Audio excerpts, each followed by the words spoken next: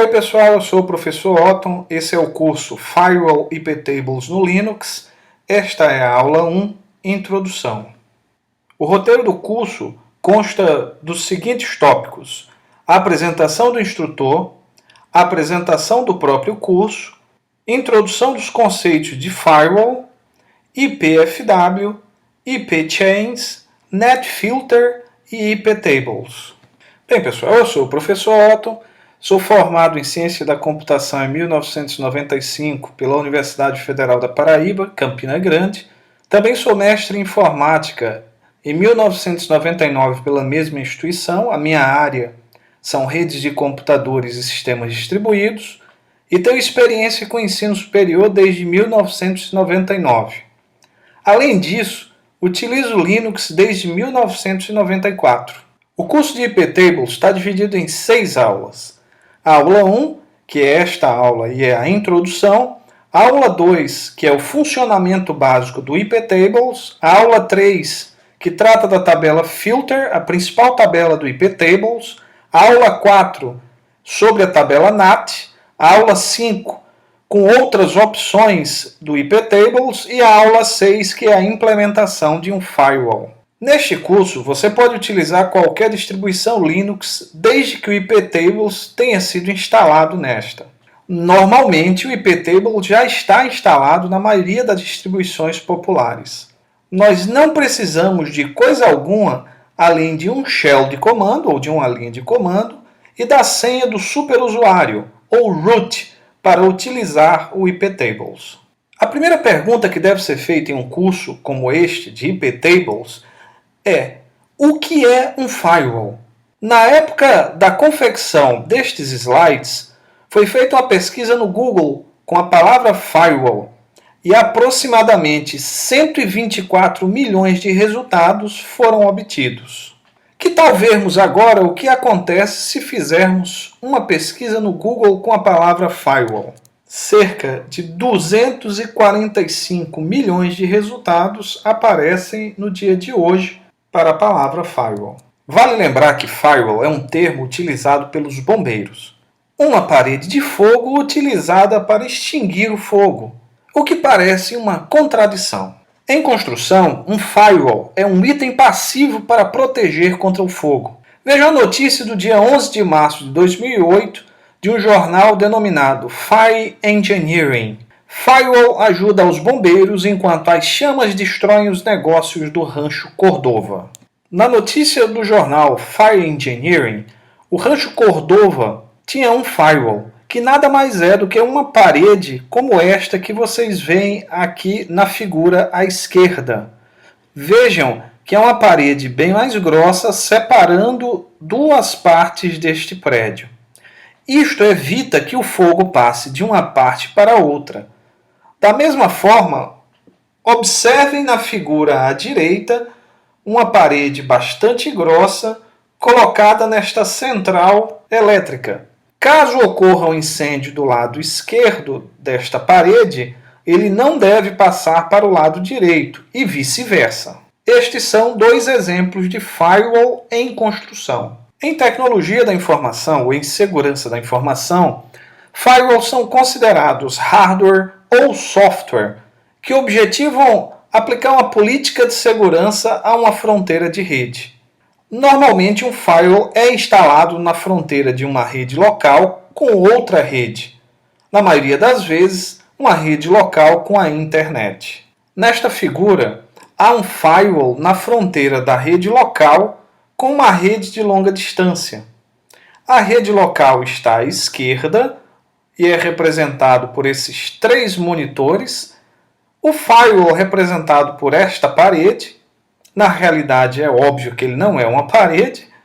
E do lado direito nós temos uma rede de longa distância. Tipicamente nós temos do lado esquerdo a Ethernet de uma empresa ou de uma residência e do lado direito a internet. Nesta figura nós temos 2 exemplos de hardwares que implementam firewalls.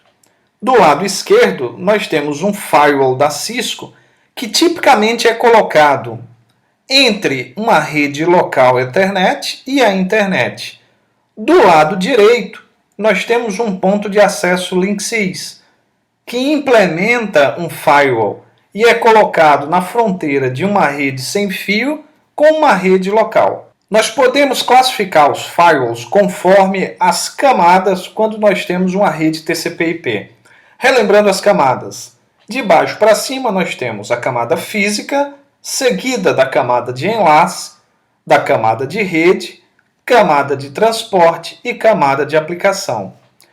Como os firewalls colocam-se na fronteira das redes, existem duas maneiras disso acontecer e desta forma classificamos os firewalls. A primeira maneira são os filtros de mensagens, que são firewalls lógicos colocados na camada de aplicação. Já a segunda maneira são os filtros de pacotes, que são colocados em fronteiras de redes na camada de rede. Os filtros de mensagens são firewalls instalados na camada de aplicação TCP/IP. Um exemplo clássico de um filtro de mensagem é um proxy HTTP com funções de firewall implementada, como o SQUID, que pode ser obtido em www.squid-cache.org. Isso não é o objetivo do nosso curso. Os filtros de pacotes são firewalls na camada de rede TCP/IP.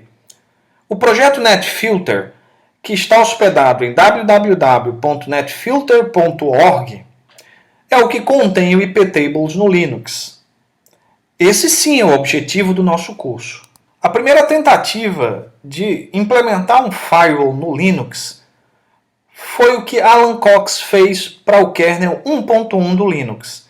Ele simplesmente portou o IP Firewall, que é o firewall do Unix de Berkeley, para o Linux.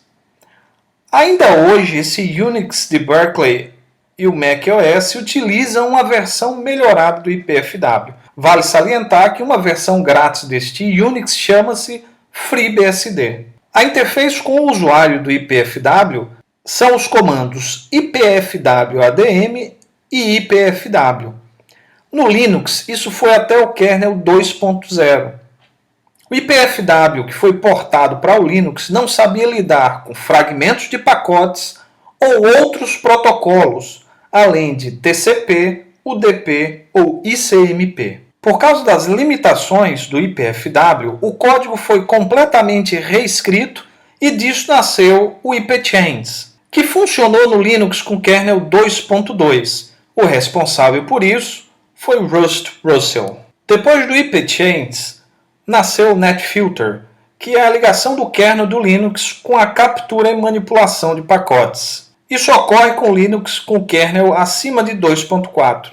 O responsável por isso também foi Russ Russell. O componente mais conhecido do NetFilter é o firewall de filtro de pacotes. Mas além disso, também há a tradução de endereço, que é o NAT, a inspeção de estado e o enfileiramento de pacotes. A interface do NetFilter com o usuário root é o comando iptables, que nada mais é do que um programa que permite ao administrador do sistema configurar tabelas, cadeias e regras do NetFilter. O iptables deve ser executado sempre pelo superusuário ou administrador do sistema, cujo nome é root. Eis um exemplo do comando iptables. iptables-a input, -p tcp, -deport 22, -j drop. Vamos agora ver este exemplo numa linha de comando do Linux. Vejam que o que temos aqui é apenas uma tela de login no modo texto do Ubuntu 11.10. Entrarei com o meu usuário padrão. O login foi feito e agora nós temos um shell do Linux. Tentarei emitir o comando iptables como usuário comum. iptables -a input -p tcp -deport 22 -j drop. Temos uma mensagem de erro dizendo que não podemos inserir na tabela iptables. Como foi dito, nós precisamos do superusuário ou do root para utilizarmos iptables. Uma dica de segurança é jamais logar como superusuário. Apenas utilizá-lo quando for necessário. Uma das maneiras de fazer isso é o comando su-, que faz com que nós nos transformemos em superusuário por algum tempo e depois possamos voltar ao usuário comum. Basta para isso eu ter a senha de superusuário. Vejam que o login mudou. Inclusive, digitarei o who I am, na verdade who am I, para mostrar que o usuário agora é root. Então, com o root, eu posso fazer iptables, -a input, -p tcp, --deport 22, -j drop, sem problema algum. Em Linux, quando nenhuma mensagem de erro aparece como resposta a um comando, significa que o comando foi inserido com sucesso. Nas aulas posteriores, nós veremos o que esse comando significa. Para finalizar a aula 1, vamos a um exercício. Questão 1. Pesquise na internet os termos firewall, IPFW, IPchains, IPtables. Questão 2. Descubra pelo menos 3 distribuições Linux que já trazem iptables instalado. Questão 3. Encontre um exemplo do uso de iptables. Questão 4. Descubra para que serve o comando visto no último slide da aula e no exemplo prático, que foi iptables -a input, -p tcp, -deport 22, -j drop. Faça o exercício. Vejo você na próxima aula. Até lá!